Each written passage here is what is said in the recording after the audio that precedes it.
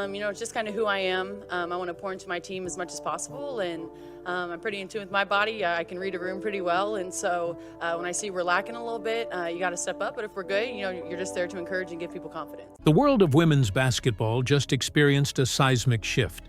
And for once, it didn't happen on the hardwood. When the news broke that Caitlin Clark had officially signed a multi-year partnership with NBC Universal to become a special contributor for their basketball coverage, the sports world froze. This wasn't just a rookie signing a standard sponsorship. This was a hostile takeover of the media narrative. Clark effectively told the world that she doesn't need the WNBA's validation, nor does she need to play in their new unrivaled off-season league to stay the biggest name in sports. But while the WNBA establishment responded with their usual icy silence, one player decided to break ranks. Sophie Cunningham, the Phoenix Mercury star often painted as the villain in Clark's story, has seemingly had enough of the charade. In a series of moves and comments that have flown under the radar of the mainstream media, Cunningham has exploded at the hypocrisy that is rotting the league from the inside out. She is exposing the jealousy, the financial stupidity, and the internal politics that are threatening to ruin the biggest golden goose the sport has ever seen. To understand why Sophie Cunningham is losing her patience, you have to understand the magnitude of what Caitlin Clark just did. For decades, the script for WNBA players was written in stone. You play the season, and then you go overseas to Russia, Turkey, or China to grind for a paycheck because the league doesn't pay enough to live comfortably on a superstar level. Or, more recently, you bow down to the pressure and join the league-approved off-season camps. Clark took that script and threw it in the trash. By joining NBC, she will be appearing on Sunday Night Football broadcasts, Big Ten Saturday Night, and debuting at Madison Square Garden. But she won't be in a jersey sweating for a loose ball. She'll be in a blazer, sitting next to icons like Vince Carter and Carmelo Anthony, analyzing the game. This is a level of mainstream integration that no female basketball player has ever achieved this early in her career. She is positioning herself not just as a WNBA player, but as a peer to the biggest male athletes in the world. And the silence from the WNBA league office? It speaks volumes. They know they are losing control over her. And that terrified silence is exactly what Sophie Cunningham is reacting to. The backdrop of this explosion is the drama surrounding the new unrivaled league. This 3-on-3 league was founded by Brianna Stewart and Nafisa Collier, two massive stars who are also high-ranking officials in the WNBA Players Association. They aggressively courted Clark, reportedly offering her over $1 million, equity in the league, and a contract structure that was compared to Lionel Messi's deal in Miami. The pressure was immense. The narrative being spun behind the scenes was that if Clark didn't join, she wasn't supporting the sisterhood.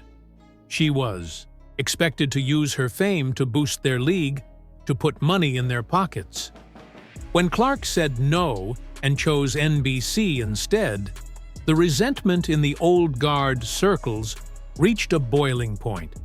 They viewed it as a betrayal. But this is where the story twists. Sophie Cunningham, who has been around the block, sees the situation for what it really is, a smart business move. Cunningham knows that the unrivaled league has a potential conflict of interest. Active players running a league and pressuring other players to join creates a weird, uncomfortable power dynamic. By rejecting that pressure, Clark proved she can't be bought or bullied. The media has spent the last year trying to manufacture a blood feud between Sophie Cunningham and Caitlin Clark. They replay the clips of physical fouls, the trash talk, and the hard screens, trying to paint Cunningham as the enforcer sent to humble the rookie. And sure, Sophie plays a physical, gritty game. That's her brand. But off the court, Sophie. is one of the sharpest business minds in the league. While other veterans were busy throwing shade on podcasts or claiming Clark isn't that good, Cunningham was the one who kept it real. In the midst of the charter flight debates, it was Cunningham who openly admitted that the only reason they weren't flying commercial anymore was because of Caitlin Clark. She exploded the narrative that the league was growing organically. She gave credit where it was due. Her recent frustration seems to stem from a league that is happy to take the money Clark generates, but refuses to give her the respect she earns. Cunningham is looking around the locker rooms and essentially asking, "Are you guys serious?" She sees the chartered planes, the sold-out arenas, and the new TV deals, and she knows exactly who signed the check. This is why Cunningham's reaction to the NBC news is so important. The media wants her to be hateful. They want a soundbite of her saying Clark doesn't deserve the NBC spot. But Cunningham isn't giving it to them. Instead, her explosion is directed at the critics and the system. She understands that rising tides lift all boats. If Caitlin Clark becomes a massive media star on NBC, that brings more eyeballs back to the WNBA when the season starts. Cunningham is exposing the short-sightedness of the players who are bitter. It's almost as if she's saying, "Let her get the bag, because that bag eventually helps us too." This breaks the code of silence that the veterans usually uphold. Usually, WNBA players stick together publicly, even if they are wrong. Cunningham is breaking rank to side with common sense. And in the cliquey world of the WNBA, that is a revolutionary act. Let's dig deeper into the mean girl culture that Cunningham is inadvertently exposing. We've seen the comments from legends like Cheryl Swoops, who tried to erase Clark's records from the history books with false stats. We've seen the awkward freeze-outs during Team USA selection. There is a palpable energy of, "You can't sit with us," directed at Clark. By taking the NBC deal, Clark didn't just find a new table to sit at, she bought the whole restaurant. Cunningham seems to be the only one laughing at the irony. While other players are posting cryptic messages on social media about loyalty and grind, Cunningham is out there living her best life, seemingly unbothered by Clark's success. Her attitude highlights just how petty the rest of the league looks in comparison. When Sophie explodes, it's often through her refusal to participate in the hate train. She talks about the game, she talks about business, but she refuses to disparage the rookie who is paying the league's bills. Money talks, and right now, Caitlin Clark is screaming. We need to talk about the numbers because this is what truly drives the jealousy Cunningham is calling out. The maximum salary in the WNBA is roughly $250,000. The unrivaled league was offering big money, but it still required physical labor, playing basketball, risking injury, and grinding in a training camp in Miami. The NBC deal? Rumors suggest the compensation is astronomical, likely dwarfing her WNBA salary, and she doesn't have to break a sweat. She gets to sit in a studio, analyze the game she loves, and build her brand. Cunningham, who has had to scrap for every contract she's earned, recognizes the genius in this. Her frustration explodes when she sees other players acting like Clark owes them something. Clark found a way to make millions without destroying her body in the offseason. That isn't a betrayal.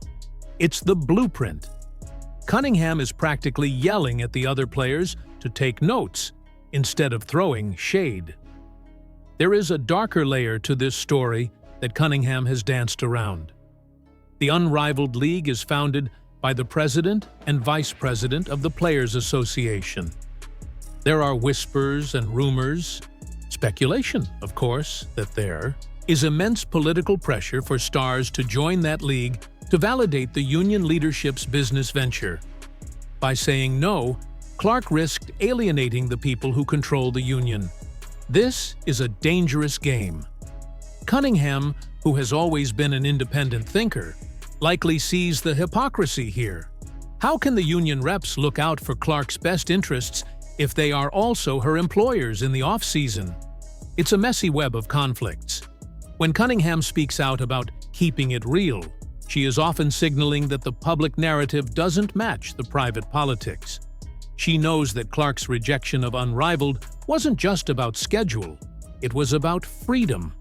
And Cunningham respects freedom. Sources and rumors have swirled all year about divided locker rooms across the league. You have the Clark loyalists, mostly younger players or business-savvy veterans who see the vision, and the traditionalists who think the game was fine before she arrived. Sophie Cunningham finds herself in a unique middle ground. She is a veteran, she is tough, and she is part of the established order. But she refuses to be blind. Her explosion is a disruption of the locker room echo chamber.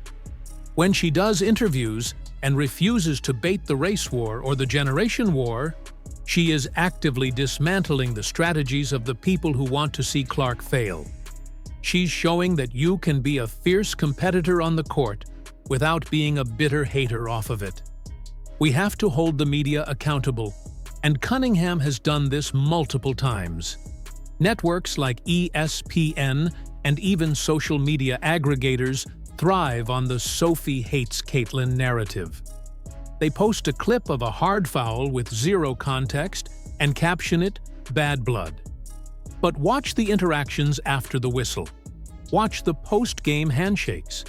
There is mutual respect there. Cunningham's recent outburst against the narratives is her way of taking back control of her own image. She isn't going to let the media use her as a pawn to attack Clark. By refusing to play the role of the villain regarding the NBC News, she ruins the media's script. They wanted her to be angry that Clark is getting airtime. Instead, she's minding her own business and preparing for the season, effectively validating Clark's move as game recognizes game. The WNBA has always held the cards. They control the schedule, the fines, and the exposure. But with NBC, Clark has a platform that is arguably larger than the WNBA itself. Sunday Night Football is the most watched program in America. If Clark mentions a WNBA grievance on that broadcast, millions hear it.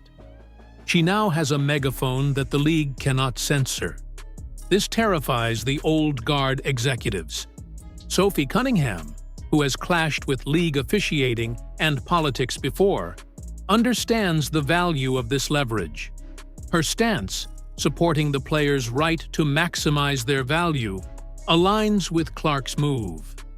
Cunningham is exploding at the idea that players should be subservient to the league. She represents the modern athlete, bold, fashionable, and aware of her worth.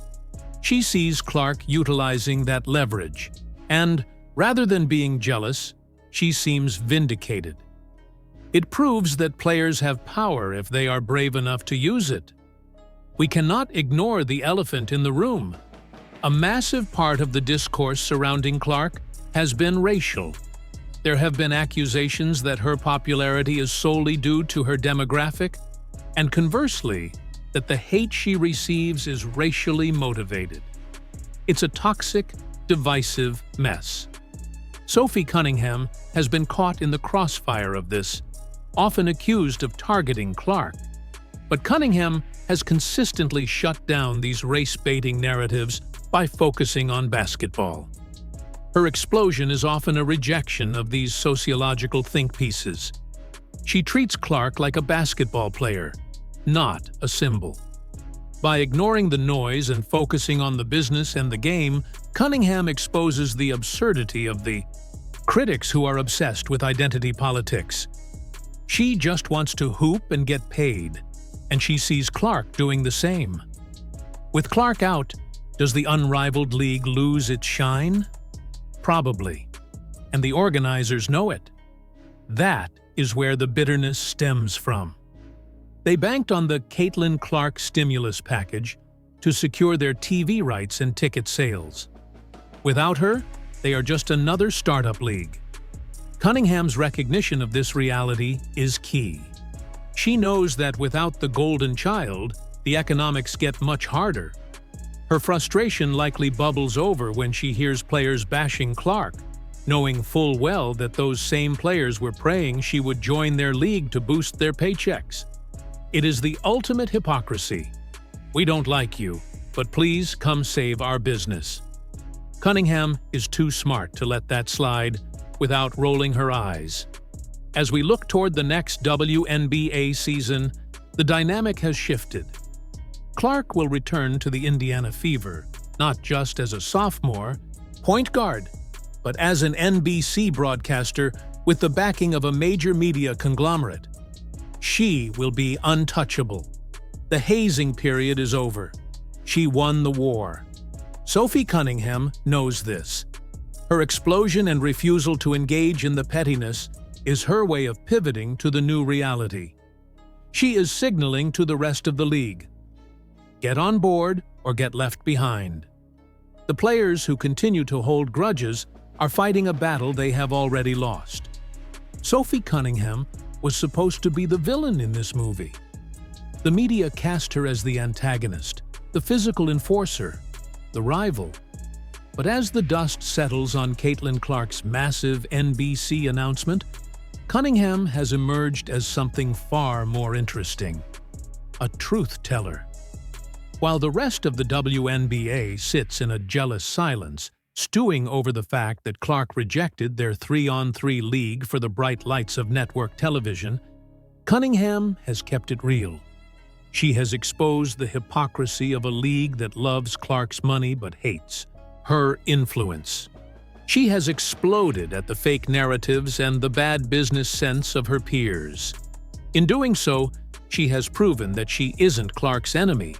She's just a competitor who respects the hustle. Caitlin Clark has changed the game forever, and Sophie Cunningham seems to be the only one brave enough to say it out loud. The WNBA has a choice. They can keep being bitter, or they can listen to Sophie, swallow their pride, and appreciate the greatness unfolding right in front of them. But knowing this league, the drama is only just beginning.